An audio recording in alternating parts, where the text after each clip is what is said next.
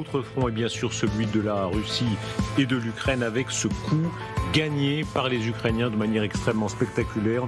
Les forces de défense ukrainiennes ont réussi à frapper le sous-marin russe de la marine de la mer Noire, Rostov-sur-le-Don, c'est le nom du sous-marin. C'est dans les eaux de Sébastopol. Vous êtes avec nous, amiral Vichot. Si cela se confirme, et cela semble confirmé effectivement, c'est une nouvelle réussite alors même que les Ukrainiens sont déjà tellement forts dans la mer Noire. Oui, alors en fait, c'est un sous-marin qui avait déjà été touché, pratiquement détruit. Enfin, on avait considéré qu'ils auraient beaucoup de mal à le réparer par une attaque qui était une des premières attaques avec les missiles Scalp, largués par un Sukhoi 24 ukrainien. Donc ça, c'était en septembre 2023. Et les Russes avaient dit non, c'est que des dommages mineurs, la preuve c'est qu'on va le réparer. Alors ils ont effectivement mis au dock à Sébastopol, le dock c'est en cale sèche, pour pouvoir réparer ce sous-marin. Et puis ils l'ont réparé depuis septembre. Et puis récemment, c'était au mois de juin, ils l'ont déplacé pour changer de bassin, de telle manière qu'il puisse être mis à l'abri en fait. Et alors, il y avait un double but dans ce déplacement. C'était d'abord de pouvoir faire de la place pour d'autres bateaux à réparer, parce que les Russes il y en a beaucoup qui ont été endommagés, donc il y en a beaucoup à réparer.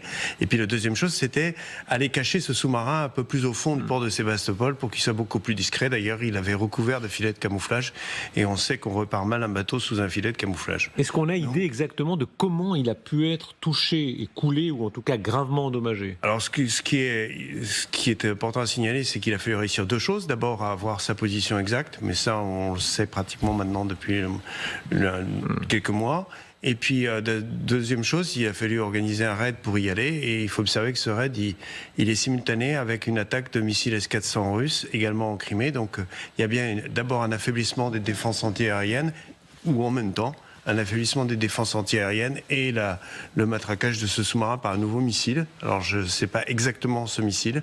On parle beaucoup d'un missile attaque CMS, mais ça pourrait être un autre Storm Shadow. Ça peut être un autre missile Scalp. Voilà. Mais ce qui est important, c'est que maintenant il est définitivement au fond de l'eau, et les Russes ne pourront plus dire qu'il va peut-être être réparé. Ça c'est clair, mais il en reste 3 quand même. Non, pour l'instant, il n'y a pas de certitude sur le type de missile, mais effectivement, ça semble plutôt être un vecteur aérien. On peut penser aussi aux nombreuses attaques avec les petits drones navals kamikazes. Finalement, comme il est quand même au dock, chez lui, dans le port, c'est plutôt des vecteurs aériens.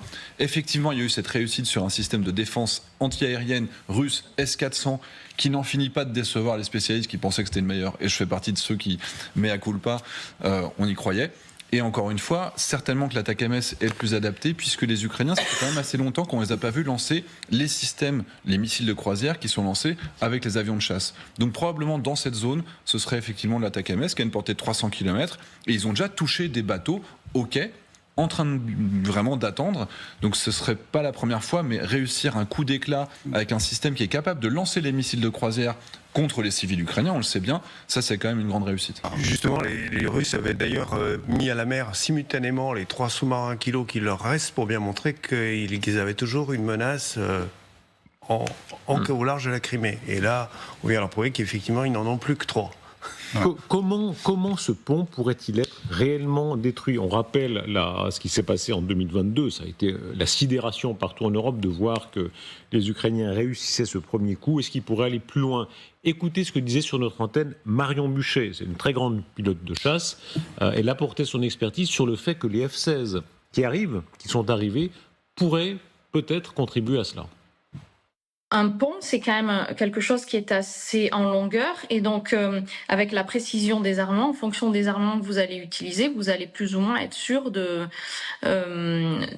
faire mouche ou pas. Il faudrait qu'on sache exactement, qu'on fasse une petite étude de l'objectif, savoir quel type de béton, quel type de matériel, et aussi qu'on sache quel type d'armement on va utiliser. Avec un armement précis, comme des armements guidés laser, par exemple, on peut prévoir moins d'avions, mais sachant qu'il faut toujours prévoir des pannes. Donc, sur un pont comme ça, on pourra envoyer 1 ou 2 patrouilles de 2 à 4 appareils.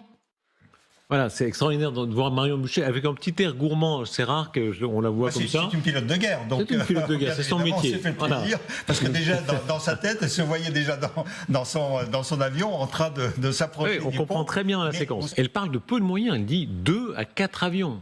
Oui, parce qu'en fait, c'est des avions qui sont complémentaires. Il y en a un qui fait de la défense, il y en a un qui fait de la désignation laser.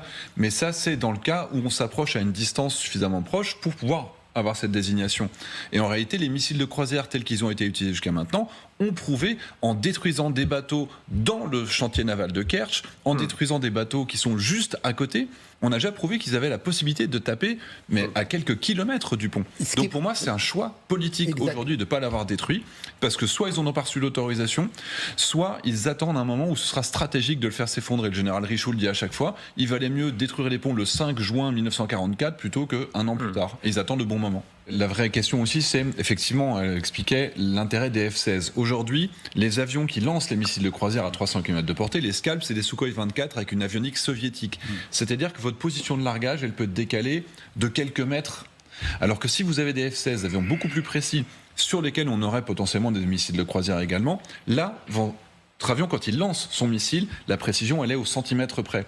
Mais quand vous êtes décalé de 5 mètres et que vous visez un pont, un pilier de pont, et que vous tapez 5 mètres à droite, effectivement, vous tombez à côté. Donc c'est vrai que l'arrivée des F-16, potentiellement, serait le facteur décisif pour ne pas taper le tablier. Un tablier, on peut le réparer.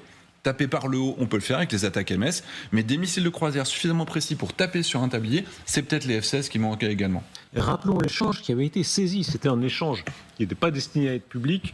On comprenait que les généraux allemands, entre eux, avaient parlé de cette question-là en étant eux-mêmes un petit peu impressionnés de ce que leur matériel pourrait accomplir. Échange entre officiellement à propos du pont de Crimée. Nous avons étudié la destruction du pont de très près.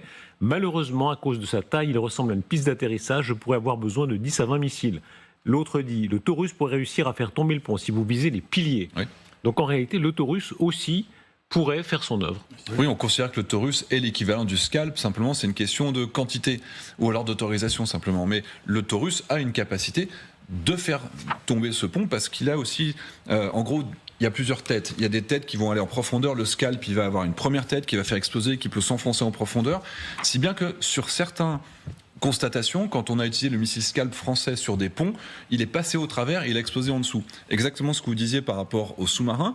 Le missile Scalp a traversé le sous-marin et il a explosé derrière. C'est pour ça que le sous-marin était réparable derrière.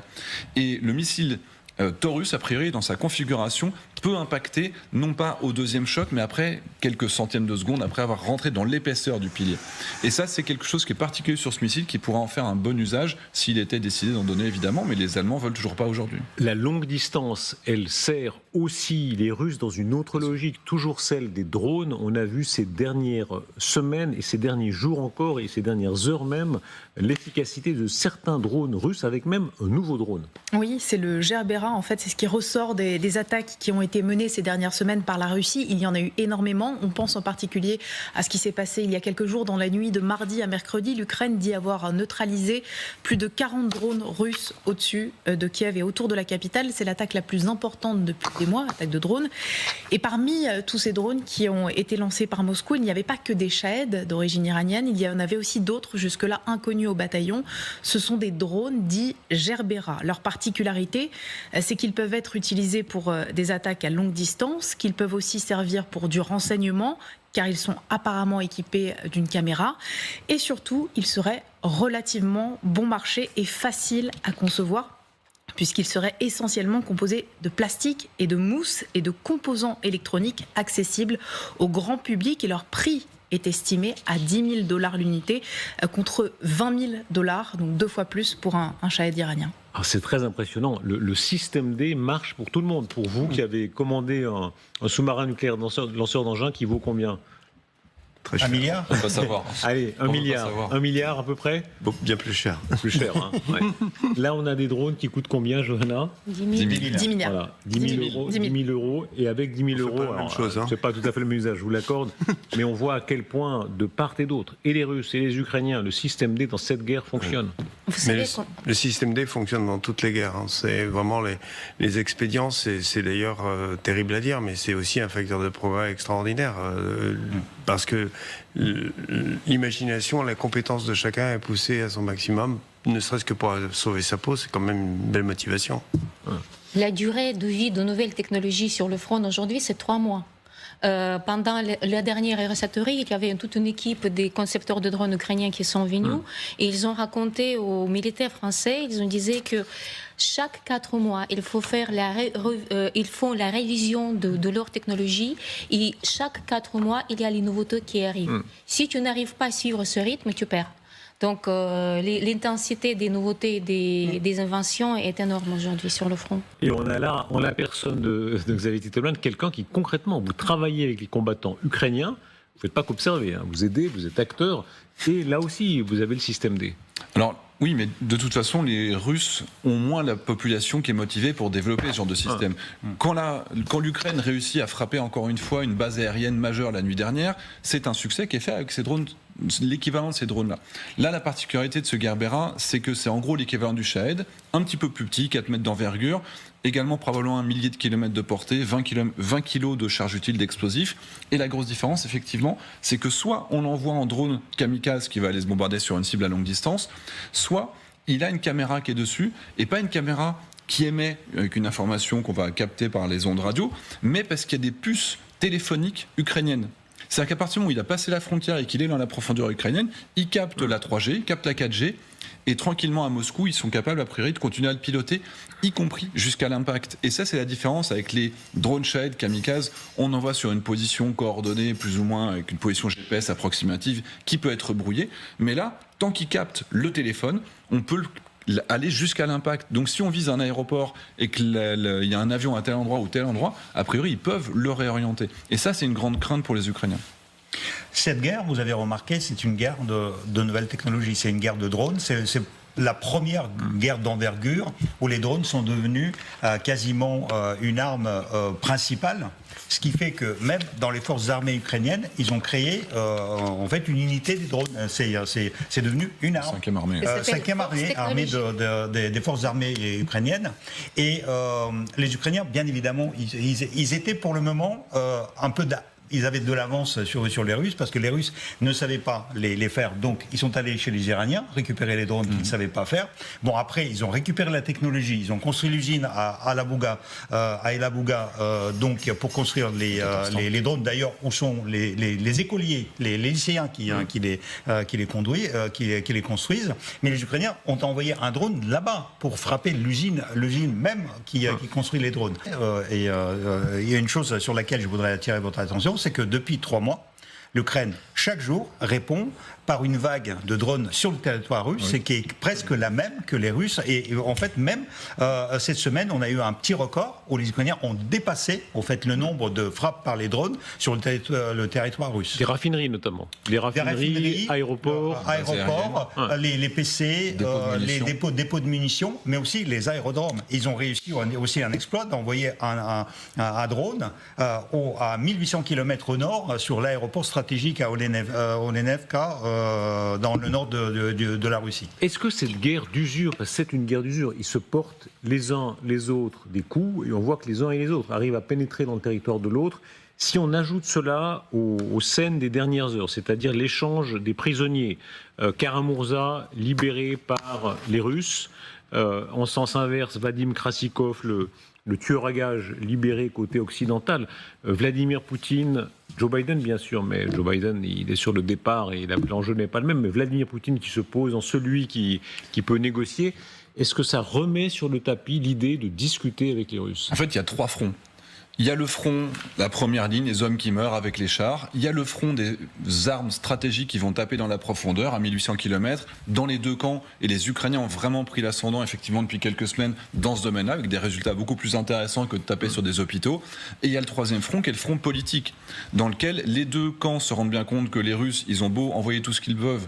Aujourd'hui, ils avancent quand même très très lentement. Il faut 7 années, au rythme des 6 premiers mois de l'année, il faut 7 années pour que la Russie prenne simplement l'oblast de Donetsk. Donc on sait très bien qu'ils ne pourront pas continuer au rythme actuel. Donc je pense que les 2 camps vont s'approcher d'un moment dans lequel ils sont prêts à commencer à négocier. Et on l'a dit, Zelensky aujourd'hui, il a entrouvert la porte pour commencer à éventuellement dire que la Russie pourrait être partie prenante aux prochains échanges. La Russie, on attend maintenant qu'elle fasse le pas dans le même sens. Mais tant que les Américains ne se décideront pas à mettre les Russes en position de faiblesse en leur disant « vous allez perdre parce qu'on va armer les Ukrainiens de telle et telle manière », je pense qu'ils ne seront pas prêts à commencer à négocier.